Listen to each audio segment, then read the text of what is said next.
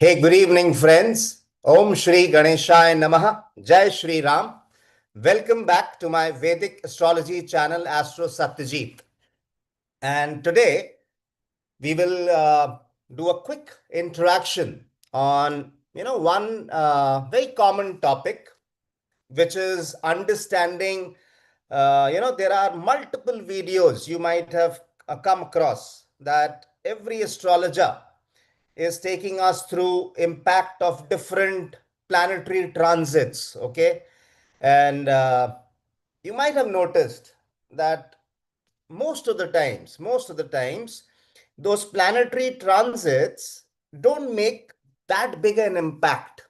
Okay, because somebody making a transit on Jupiter is transiting Gemini, or rather, currently, while we speak, Jupiter is exalted, though in retrograde motion, that it came on the 20, recently, I think, yes, it went retrograde maybe a couple of days back, but it's still exalted in, uh, you know, uh, Cancer. We have Saturn transiting Pisces. Again, it's retrograde in Pisces. Okay. We have a Mercury transiting Scorpio. And these three planets, Jupiter in Cancer, Saturn in Pisces, and Mercury in Scorpio, all the three rashis just understand the water element being triggered. Okay.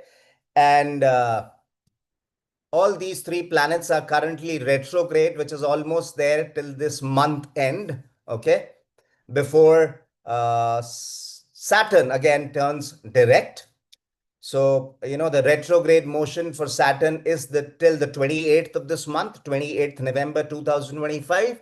So while we speak, yes, I understand on the mundane level, there is an impact, okay, on the world at large. On the mundane level, there is an impact. These transits or these Graha Gochars, if we may call it, make an impact, okay? If we are saying that the Jal Tattva Rashis or the water element signs, all three are currently under the influence of, you know, strong retrograde planets. Definitely Jupiter is one which has a say. It usually takes 12, 13 months to transit. It's a big planet. Similarly, Saturn again. So both Saturn being retrograde currently in Pisces, mean Rashi, Jupiter being retrograde in Cancer in its Rashi of exaltation, please understand. And along with it, Mercury also turning retrograde in Scorpio. And we have Mars also transiting Scorpio currently. So, yes, on the mundane level, Pranam Masanyal, on the mundane level, these transits do have a say. Okay. This is not to make claims, but yes, currently the period is all about certain calamities, water calamities, or any unpleasant event that might get triggered in water. Okay, so the time period, though it's a short period, we are only referring till the 28th of this month. By the time Saturn, the retrograde motion of Saturn is over in Pisces. But currently, yes, all the three rashis, all the three, zodiacs, which have the water element, Cancer, Scorpio, as well as Pisces, have these three retrograde planets. So the water element is getting disturbed.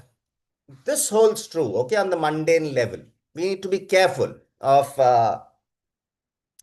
any disaster that might get triggered from water, any natural calamity that gets triggered from water. But do these transits really impact individuals? Okay, and do they have an impact of triggering a life-changing event in our lives? Or do we say that we will only have to look at the Vimshotri Dasha scheme or the Dasha periods, and we will have to only go with the main flavor of the Mahadasha Lord, okay, as per the lordship that particular planet has in your Vedic horoscope. And then to look at the real trigger of events happening in one's life, we have to refer to the Antardasha lords. Okay. And again, depending on where that who the Antardasha lord is in your chart, where is it placed? How comfortably is it placed? Okay. Or is it in a state where it is perturbed? And which lordships, that planet owns in your particular horoscope, for you to assess what kind of results will get manifested during the antardashas of those planets. However, the transits also have to have a role. We can't just say that the current planetary transit or the Graha Gochar have no role to play in one's life. Now, how do we differentiate, or how do we understand these planetary transits then? Do we limit it to those individual videos, that somebody making a video on Saturn's transit in for different ascendants, or Saturn transits for different moon signs? Then we refer to Jupiter's transit for different ascendants, and then we refer to Jupiter's transit for different moon signs. Okay, because first of all, this confusion also exists with many, I would say, astrology enthusiasts, or many who want to infer the results of the current planetary transit as per their, applicable in their respective natal charts. So let me make one thing clear before I take you to that phase, that how important are these planetary transits and what kind of impact do they really make in our lives. Okay. First of all, we will talk of major, when we are talking about planetary transits, I understand every planet has a role to play during transit, no doubts about it. But the major, I would say, planets which have an impact, okay, so it will be planets like Saturn. So a Saturn's Gochar, or a Saturn's shift from one particular Rashi to another, from one particular sign to another in the space, will definitely have an impact. Why? Because now Saturn has a scheme, or has a mandate, that it will follow, or it would want the Jataka, or the individual Jatak or Jatika to follow, because now it is almost like 2.5 years that Saturn is going to transit a particular house in your Vedic horoscope. Okay. So there's enough time for Saturn for not only to trigger the kind of events it is supposed to trigger when that planetary transit is on, which is almost like 2.5 years. You also tend to get results because of that trigger within the same transit. So, the whole outcome, whatever Saturn wants to give you, or whichever the areas Saturn wants you to majorly focus on, okay, whichever areas Saturn really wants you to improve on. Okay, so Saturn's transit is what? Whichever house Saturn transits from the Lagna, we are talking about physical manifestation. Okay, so first of all, please look at the transit from your Lagna, from your ascendant, for the physical manifestations, for really the tangible things getting changed. You losing out on something, you gaining something. Real tangible, additions or subtractions happening in your life. And when you refer to that same planetary transit from your moon sign, that is about the mental state that you are in. Okay. A particular planetary transit might give you a lot of gains. Okay. Or there might be some windfall gains that gets triggered. Okay. So you get money. Money comes in because that's the physical manifestation that that particular transit was supposed to trigger, and it triggered.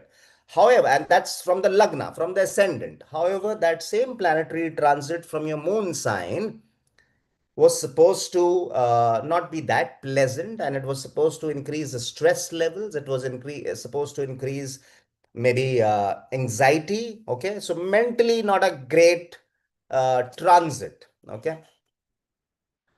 Now, when these kind of transits happen that from the ascendant something good is supposed to happen, some tangible gains you are supposed to make. Okay. However, from the moon it is showing not so great period.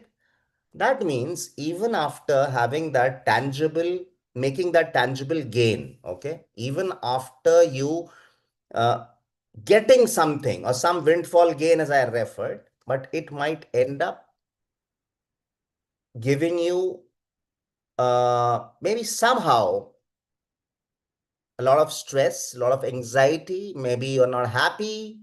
Maybe because of that gain, you get too busy. You do not have time for your family. And then, there are unpleasant environment which is getting created, formed within your family, within your home. And so please understand,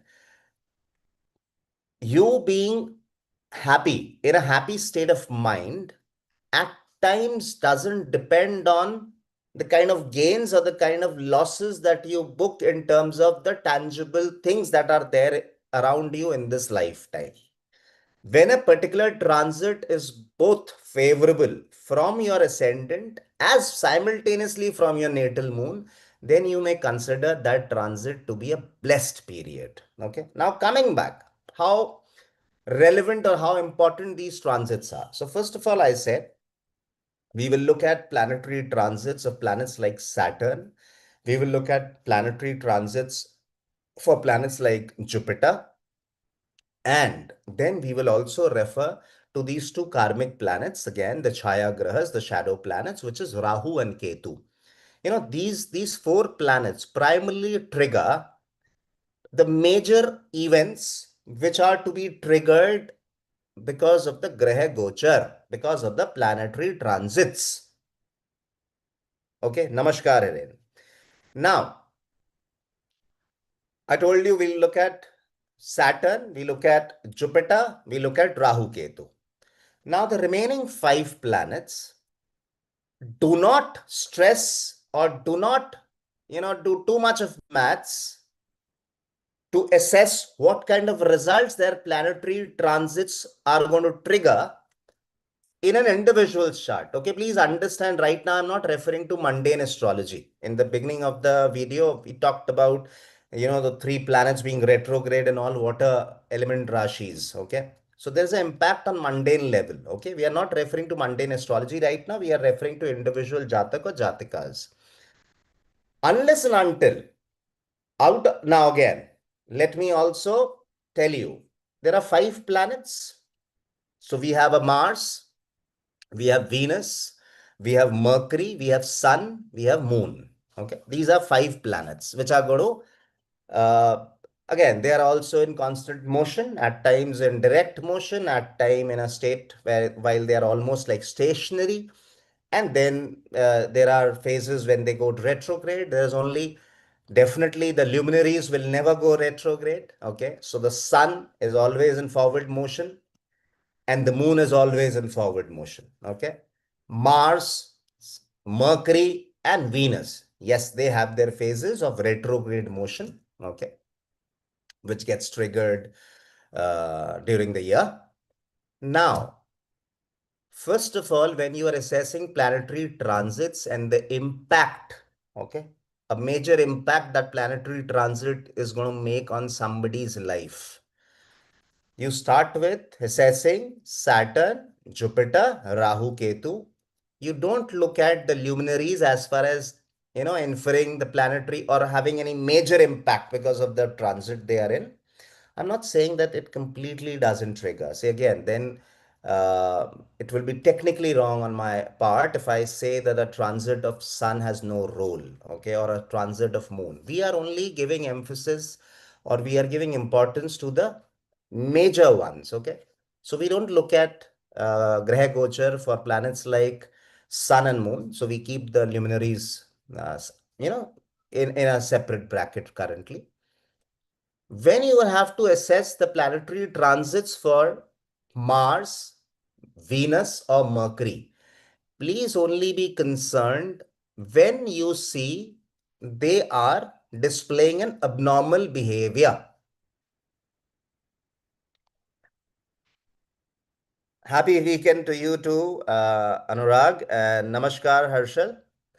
Now, when I said that the three planets are displaying abnormal behavior, please very carefully see. At times, the title of my interactions are very simple topics, but I'm going to touch on certain aspects which you might not have heard. Okay, and people do not give too much of importance, but these are the real ones which define a particular event, be something really great that gets triggered, or something that really or something unpleasant that gets triggered at times in our life. Usually Mars takes 40 to 45 days to transit one particular rashi of the zodiac, one particular sign. Typically Mars takes around 6 to 7 weeks. So let's take 40 to 50 days, what it takes to move or to complete 30 degrees in any particular Rashi for that matter. But you will see Mars displaying abnormal behavior. Okay. When I say abnormal behavior, a planet which is supposed to complete its transit, its Gochar, within 40 to 45 days, you will see that planet transiting that same Rashi for almost 6, 7 months. Now understand this. This is abnormal behavior that I was referring to. You can't have no results getting or no impact, or it has to trigger certain things in your respective charts. If a planet which usually transits for only 40, 45 days, but it ends up being in the same Rashi for almost 6, 7 months, there is certain mandate the planet is bringing in, and those, it will definitely ensure that those mandates gets executed or implemented in almost every Jatak's life. Okay. Typically Venus takes 20 odd days, 20 25 odd days in a particular Rashi, and Mercury again 15 to 20 odd days, 20 25 odd days in a particular Rashi, in a particular sign of the zodiac. But you will find at times abnormal behavior being displayed by these planets. You will find, you know uh, currently Venus is in Libra. Okay.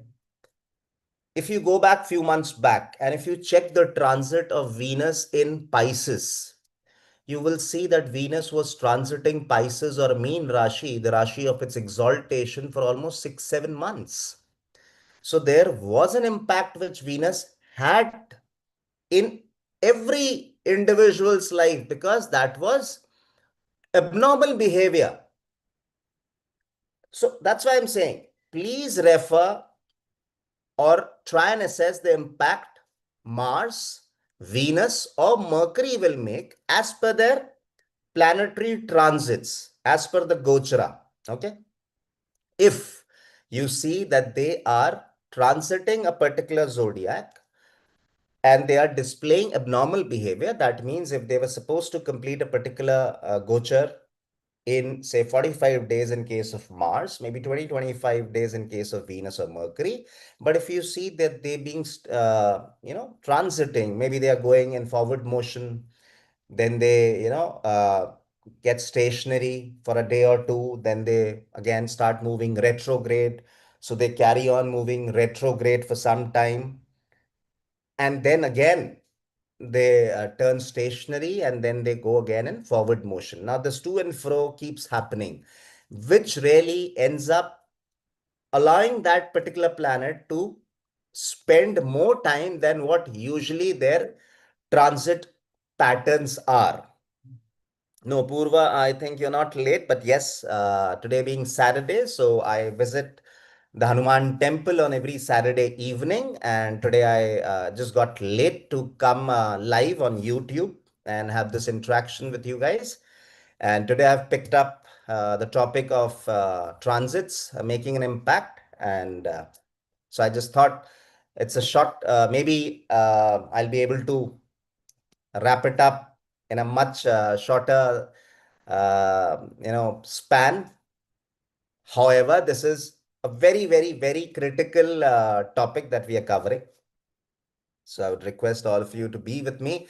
And again, while I, you know, proceed, may I humbly request all my viewers to please subscribe to my channel Astro Satyajit on YouTube, to please help me expand this family of Astro Satyajit on YouTube. And I would genuinely thank all my subscribers who are encouraging me by subscribing to my channel, who are encouraging me by liking maybe my interactions. I would request to shower more blessings on me. Please do like. I would request every viewer, if you really find my interactions making sense and authentic, please do like, give a small like on my videos, and please do share my videos with other astrology enthusiasts and in different forums. It will help me expand and grow my family of Astro Satyajit. Okay. Now, as I said, you only refer to the three planetary transits when you see abnormal behavior getting displayed. And I already talked about what I meant with abnormal behavior. Any planet spending more time, much, much, much more time than what usually it is supposed to spend in any Rashi. Okay. Now, it doesn't end there. After we look at these planets, as I said, we look at Saturn, then we look at Jupiter's transit, we look at Rahu Ketu, and we come to these remaining three planets, which is Mars, which is Venus and Mercury. And only if they are displaying abnormal behavior, they also become important and part of our checklist, where we are looking at the planetary transits and what kind of impact that they will make in a particular house through our natal horoscope. However, once we do this, then please look for something in Graha Gochara, which is called as a double transit phenomena or a triple transit phenomena. Now, if you have not heard this for the first time, this is something, again, we've been looking at these double transits and triple transits for ages now. Maybe it is not discussed extensively, but yes, they genuinely have a much bigger say in one's life. So what do I mean when I say a double transit? Okay. A double transit is when any particular house, any particular Rashi is getting impacted simultaneously by both transiting Saturn and transiting Jupiter at the same time. So that's why I said simultaneously, the Saturn and transiting Jupiter, both of them are aspecting the same houses or the same house in your natal horoscope. Now we all understand that Jupiter has three aspects. So Jupiter can aspect fifth from whichever house it is transiting. Jupiter can aspect seventh place from wherever it is transiting. And it can also aspect the ninth house from wherever it is transiting. Similarly, Saturn also has three aspects. Saturn aspects the third house from wherever it is transiting. Saturn again will aspect the seventh house from wherever it is transiting. And additionally, Saturn is also able to aspect the 10th house from wherever it is transiting. So please understand, now there are four houses which each a transiting Jupiter is activating and a transiting Saturn is activating. Please understand this. Jupiter is placed somewhere in your natal horoscope. The transiting Jupiter is, in a particular house as your natal horoscope. It is aspecting three houses from that position. So four houses anyways are getting activated because of this transiting Jupiter. And this is something which is happening forever. Every time some of those, 4 out of 12 houses are always getting activated because of, Jupiter's transit. Similarly, Saturn also is transiting one particular house as far as your natal horoscope is concerned. And again, it has three drishtis, the third, the seventh, and the 10th. So again, four houses are getting triggered. Similarly, Rahu and Ketu, okay? Rahu and Ketu are also transiting from two particular houses. Now listen to this. They are transiting in two particular houses. In one house, Rahu is transiting, and in the other house, bang opposite to it, 180 degrees apart, Ketu is transiting. Both of them have 5, 7, and ninth aspect. Okay. Now, if they have the fifth, seventh, and ninth aspect, now please understand, other than the seventh aspect, which they have on each other while on transit, okay, again, the two aspects, which is the fifth and the ninth, are activating again three houses each. Rahu is activating, see, three houses. I'm not saying four, because one of the aspect of Rahu is on the transiting Ketu, because they are, in, I would say seventh Rashi from each other, or in the seventh house from each other, because they're always 180 degrees apart. So now just imagine, at all times, four houses are getting impacted by a transiting Jupiter. Four houses are getting impacted by a transiting Saturn.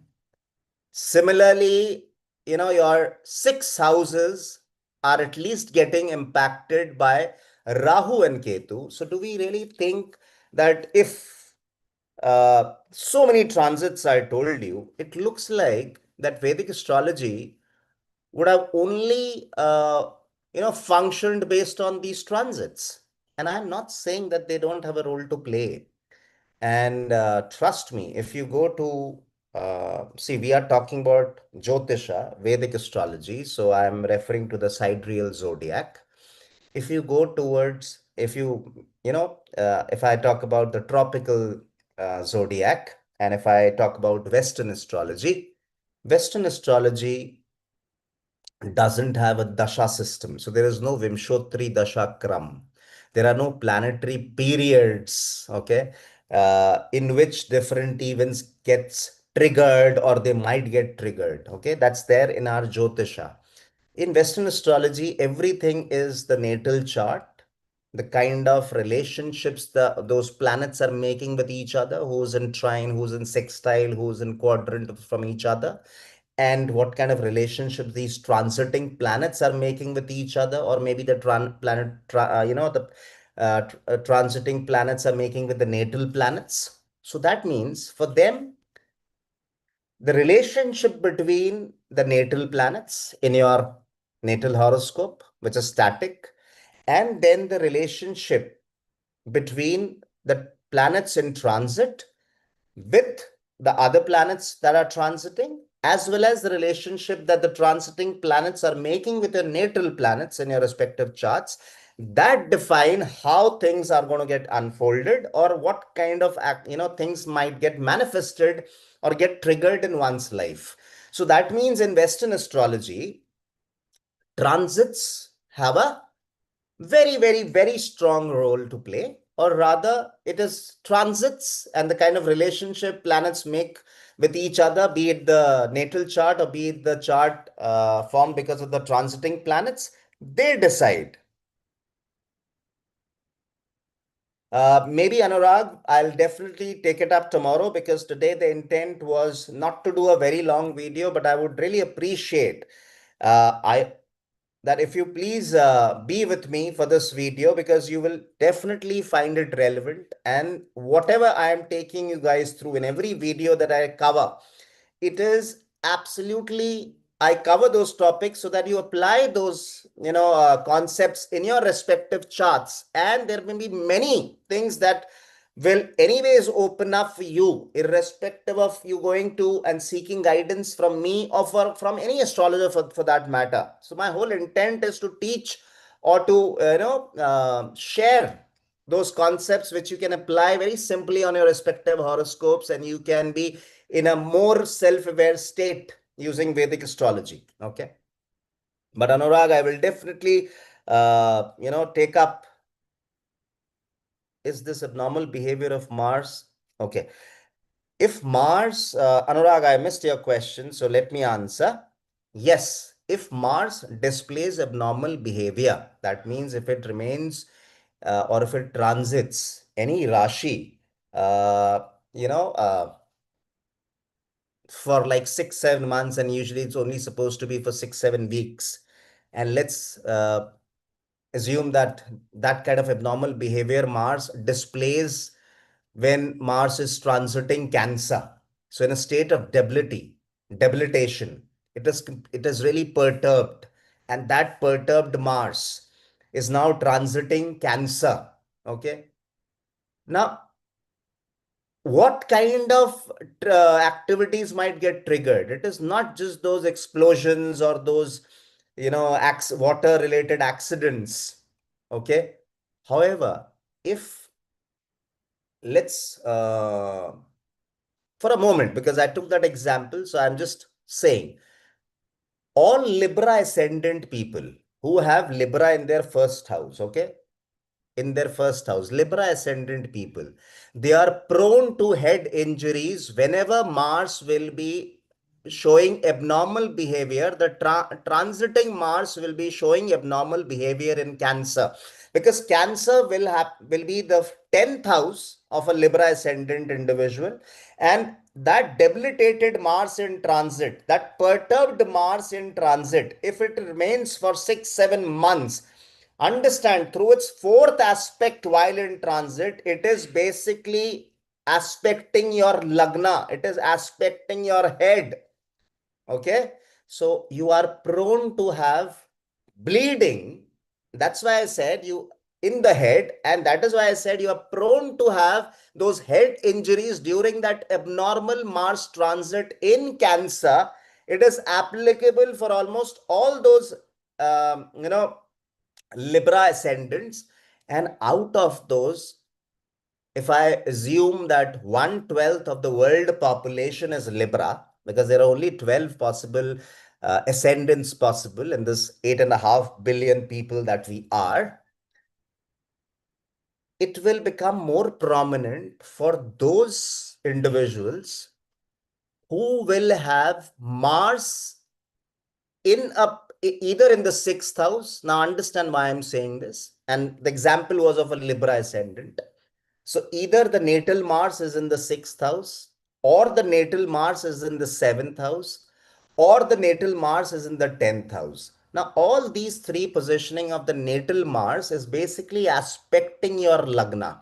That means there was always an impact that Mars was to make on the head or on the ascendant of that individual, and hence it was placed in the sixth house. The eighth aspect falls on the lagna. In the seventh house, the seventh aspect falls on the lagna. In the 10th house, the fourth aspect falls on the lagna. And the 10th is the most critical one, because there you are by default having a debilitated, a perturbed Mars in your natal chart itself. So if 1/12 of the world population is now Libra, I am now talking about three further sub combinations that Mars either should be in the sixth, seventh, or 12th. So again, it is three houses out of 12. So 25% possibility. So 25% of 12%. Okay. I'm not trying to teach you math. So I'm saying now we come down to that kind of an activity where 3% of the world population might be impacted because of that abnormal behavior that Mars is displaying while it was for 6, 7 months in Cancer. And out of those 3%, okay, these three, 1% of the world population are the ones which will be definitely having an impact, okay, because they had a debilitated Mars in their natal chart. Now this Mars in debilitation and transit is showing abnormal behavior, and hence it stayed for like 5, 6 months instead of those odd 40, 45 odd days. And if somehow those Libra ascendants who have the natal Mars in their 10th house, if they are going through any Mars Mahadasha, Antardasha, Pratyantardasha, or Venus Mahadasha, Antardasha, or Pratyantardasha, okay, basically either Mars being activated because of the Dasha period, or Venus, the first house Lord, being activated in the Dasha period, they are the ones who are prone for that head injury. And When I talked about Mars positioning, now please understand, Venus's role also will have a role to play.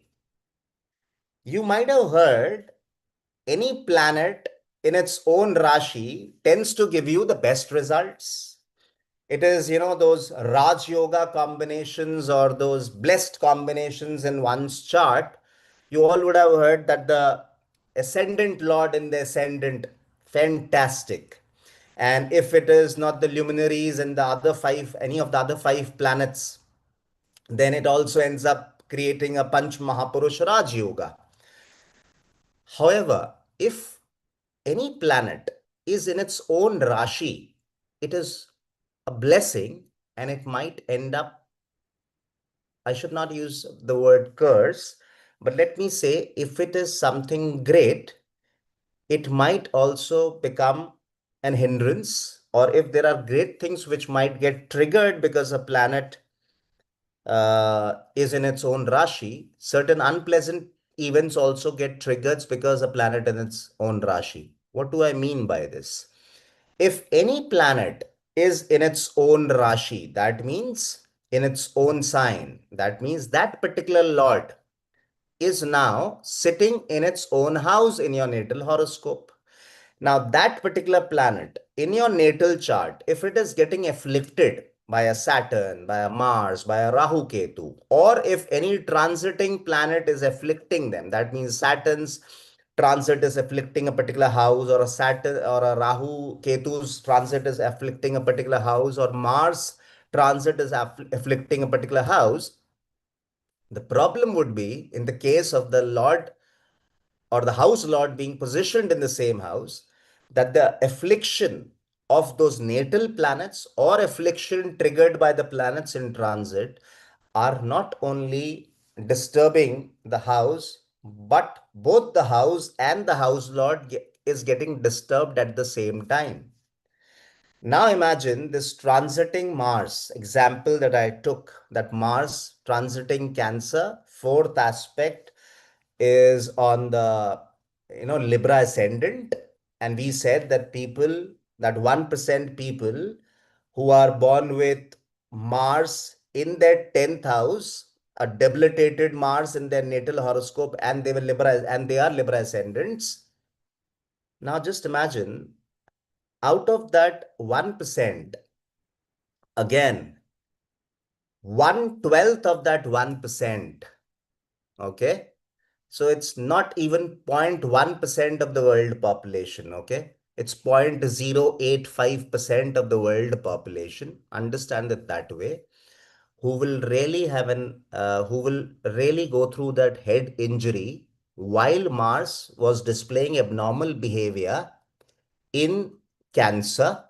And if you are a Libra ascendant with Venus in your ascendant itself in your natal chart. Now, Venus in Libra ascendant. Otherwise, it's a great yoga. It's a great Raj yoga. The ascendant Lord being placed in the ascendant, any which ways, it's great thing to happen. It also is triggering Malabya Mahapurush Raj Yoga in this example when we talked about a Libra ascendant and Venus being present in the Lagna itself. However, just imagine the same person who has now Venus in uh, Libra, okay, in the ascendant itself. Now, if this Venus is getting afflicted by that natal Mars, or maybe Venus is getting afflicted by the natal Saturn in one's chart, or the Venus is getting afflicted by the natal Rahu or Ketu in one's chart. It is not only that Venus is getting afflicted, the first lord and the first house both are getting afflicted at the same time. So it is always better to, you might see those very regular charts. You don't find planets exalted. You don't find planets in their own rashis, but still you find those people doing wonders and, living a very, very, very happy and comfortable and successful life. The key is that they have higher probabilities of somehow getting saved, maybe a difficult transit is impacting a particular house in their natal chart, but the house lord is sitting somewhere else. So the house gets impacted, but the landlord is still safe. Similarly, in their natal horoscope, a particular planet is afflicting a particular house. So the house gets impacted, but again, the landlord, the house lord is being saved because the house lord is sitting somewhere else. And this planet, which is causing affliction, is only able to afflict that particular house, not the house lord. But if you have planets in their own rashis, that means if you have the house lords in the same houses, now they, if are getting afflicted by natal planets, or if they are getting afflicted by the planets in transit, they end up being afflicted. Not only the house is getting afflicted, the house lord also is getting afflicted. It is something like a terrorist attacks your house, and if the landlord is also within the house, not only the property gets damaged, but there are injuries to the landlord also. But just imagine if the landlord was in some other's house, the landlord was in his friend's house.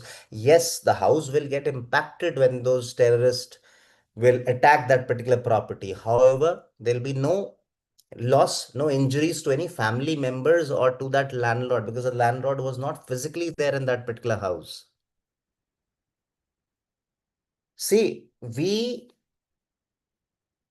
is multi-dimensional, okay? Jyotisha cannot be looked from just one angle. Astrologers have been harping for years about these uh, great placements, that if you have planets in their own Rashi, if the Lagna Lord is in the Lagna, the 10th Lord is in the 10th house. These are great combinations, okay, for name and fame. I am not disagreeing, no disputes. Yes, great personalities have these kind of combinations. Maybe the Lagna Lord, the Ascendant Lord is very strongly placed. The 10th house Lord is very strongly placed. And why not? Maybe the best positions are for name and fame if the Lagna Lord is to be found in the Lagna itself. The 10th house Lord is found in the 10th house itself.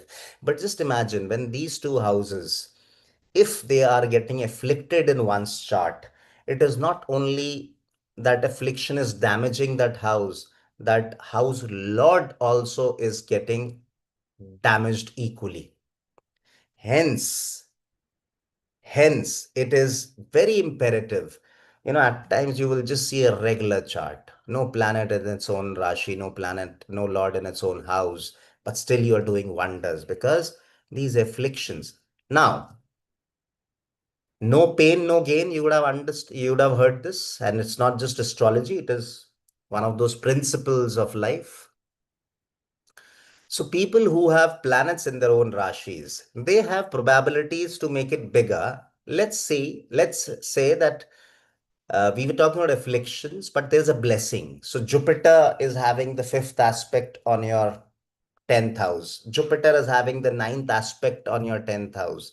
Or Jupiter is having the fifth aspect on your ascendant. Or Jupiter is having the ninth aspect on your ascendant.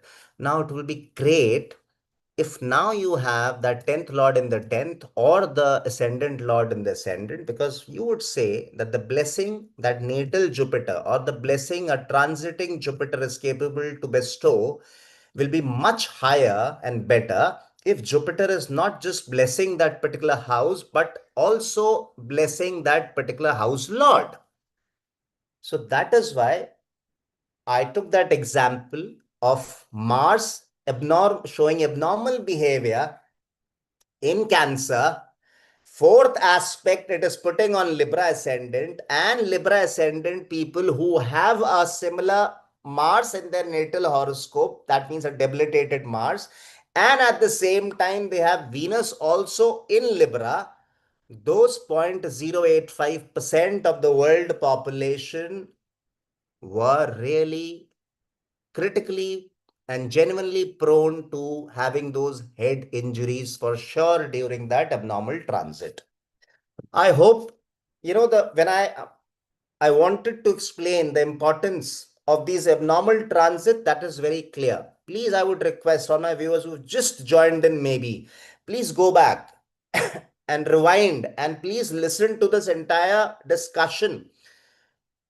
These kind of detailed explanations of transit, at least for transits, you might not find it on YouTube or any other forum, because this is least talked about. People only are doing that monologue. As I said, Jupiter in all houses, Jupiter in all 12 Rashis, Saturn in all houses, Saturn in all 12 Rashis, Rahu Ketu in all houses, Rahu Ketu in all 12 Rashis. That's it. That doesn't work that way. You have to relate it to your natal chart when you are trying to infer any event that will get manifested or triggered because of a planetary transit. And I did explain you the order in which you will have to look at. Now, I was talking about the double transit. Uh,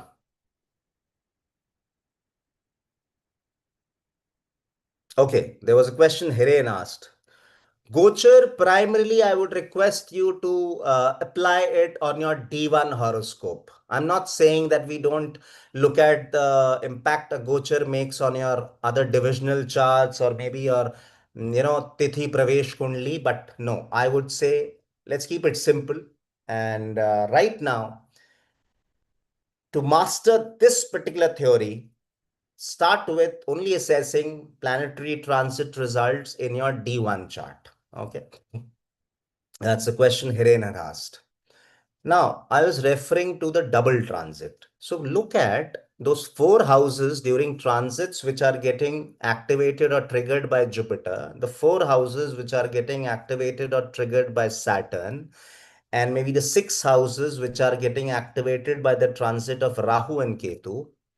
If you find these houses intersecting anywhere, when I say intersection, okay, we all would have read studied Venn diagram, okay. So I'm not trying to take a lecture on maths here, though it's my uh, most favorite subject ever. And since my early childhood days till date, yes, I love maths. I love teaching maths. And there used to be days when I used to take tuitions. Yes, now the only maths I teach is Vedic Jyotish. However, if you find that these planetary transits are triggering one particular house, that means that one particular house is aspected at the same time by a transiting Jupiter as well as a transiting Saturn. That's called a double transit phenomena. That house really is now extremely important during that 12, 13 months of a period. Why I said 12, 13 months? Because Jupiter is going to take that kind of a time to transit one particular Rashi. Currently, for some good time, we are in that phase of Atichari Guru. We all understand Jupiter is transiting like or completing those 30 degrees within that 4.5, 5.5 kind of a month schedule. Okay. Jupiter entered Gemini this year in the end of May or June somewhere, 20, if I remember it correct, 14th June or 29th May. And on the 18th of October, it has already entered a cancer. So just imagine in a period of 5 months, it completed that 30 degrees. Okay, on the 5th of December, yeah, it will be again back in Gemini, and then it remains in Gemini till June, when it again finally comes back into Cancer. So there's a lot of uncertainty. Why? It all got these uncertainty phases have started right from that COVID, Corona, because that is the time from where this Atichari Guru and many other planetary. So I'm not making it a mundane astrology discussion, but coming back to our discussion applicable on individuals, the planetary transit. So I'm saying look at those houses where both the transiting Jupiter and the transiting Saturn are aspecting. Then there is something called triple transit phenomena that becomes even more critical. You might have a particular house getting aspected or some things getting triggered by the transiting Jupiter. At the same time, the transiting Saturn is also looking at the same house, and the transiting Rahu or the Ketu also aspects that same house. Now, this is that house where something major is bound to get triggered in one's life. Now, these houses which are getting impacted or activated because of those triple transit phenomena or the double transit phenomena are the houses to be really looked at. And then you go one step further, or you maybe take a one step back, you look back at the Vimshotri Dashakram, and you figure out that are those planets are which? Either Jupiter or Saturn or Rahu Ketu, the ones who are being involved either in the double transit phenomena or the triple transit phenomena. That do we have major periods running of any of those three planets? So are you under the Mahadasha of Jupiter or Saturn or Rahu or Ketu? Are you running through the Antardasha of Jupiter, Saturn or Rahu Ketu? Or go one step further, that is the Pratyantar Dasha Lord, is Rahu, Ketu or Saturn or Jupiter? And if you find that the Dasha period or the lords in the Dasha period also coincide with these planets which have activated this double transit phenomena or the or the triple transit phenomena in your natal chart, then these planets, these respective dasha lords or these respective house lords, when I refer to planets, they are anyways house lords of some houses in your natal chart.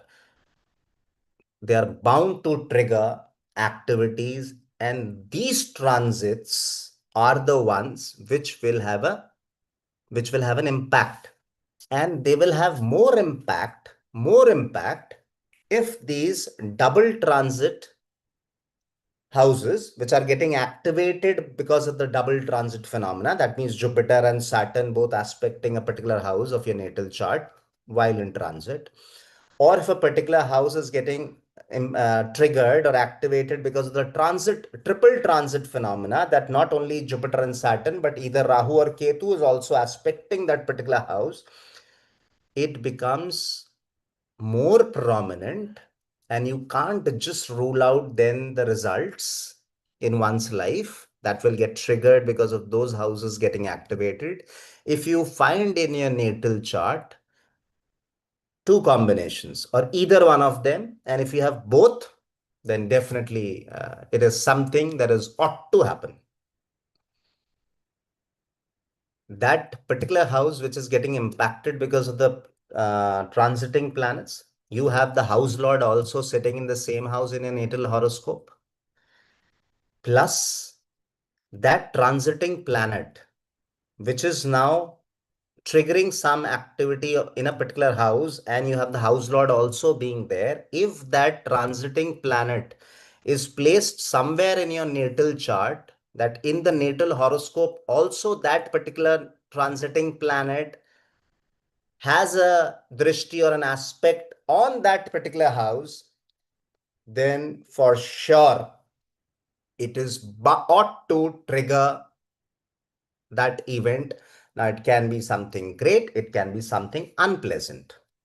Just to give you an example, in the case of Leo ascendants, okay, currently Saturn is transiting their eighth house. Saturn is in Pisces. For all Leo ascendants, Pisces forms the eighth house of their natal chart. Now, this transiting Saturn is the sixth house lord, the seventh house lord transiting the eighth. Office scenario, or people who are salaried individuals, for them Saturn becomes the sixth house lord. Saturn is now in a difficult position. Though we might say a Vipreet Rajyog will get triggered, the sixth lord in the eighth house, but still it's a Vipreet Parasthitis are to be seen first for the Vipreet Raj Yoga to get triggered. Okay. First, the Vipreet Parasthitis. So the sixth house lord in the eighth, difficulties at place of work, unpleasant environment in place of work, and some of those people might also lose their job. I'm talking about Leo ascendants who have all Leo ascendants for whom the sixth house lord Saturn is transiting that eighth house currently. Now, this transit got initiated or triggered on the 29th of March 2025 when Saturn entered Pisces. Now, do I mean that all Leo ascendants will lose their job, or all Leo ascendants will have difficult situations in their office space? No, it's not possible. Now, who will get more impacted are who will have Venus in their 10th house, in their natal chart. Why I took that example of Venus? Because Venus becomes their 10th house lord. Okay. Venus is their 10th house lord, and the 10th house lord is in the 10th house itself. So this transiting Saturn in the 8th through its third aspect is afflicting, giving that pain not only to the 10th house, but at the same time to the 10th house lord. One level beyond, it gets even further worse if people have Saturn, the same example, Leo ascendants who have Venus in their 10th house. If they have Saturn in the first house of the horoscope, Saturn in the fourth house of their natal chart, or Saturn in the eighth house. Why? Because this Saturn, the natal Saturn, was also afflicting the 10th house and the 10th lord in a natal chart. Now it gets actually triggered when that transiting Saturn is also taking a position where it is at the same time afflicting your 10th house and the 10th lord. Okay. Now, it gets more difficult for cases for those Leo ascendants who are either running the major periods of Saturn or major periods of Venus. When I say major periods, again, the Mahadasha is of Saturn, the Mahadasha is of Venus, the Antardasha is of Saturn, the Antardasha is of Venus, or maybe the Pratyantar Dasha is of Saturn or the Pratyantar Dasha is of Venus. Now, these are the ones who will really have those difficult situations going, or the difficult environment getting created in the workplace, or they are the ones who are more prone to losing out their jobs because of this difficult 8th house Saturn transit. Now, if you go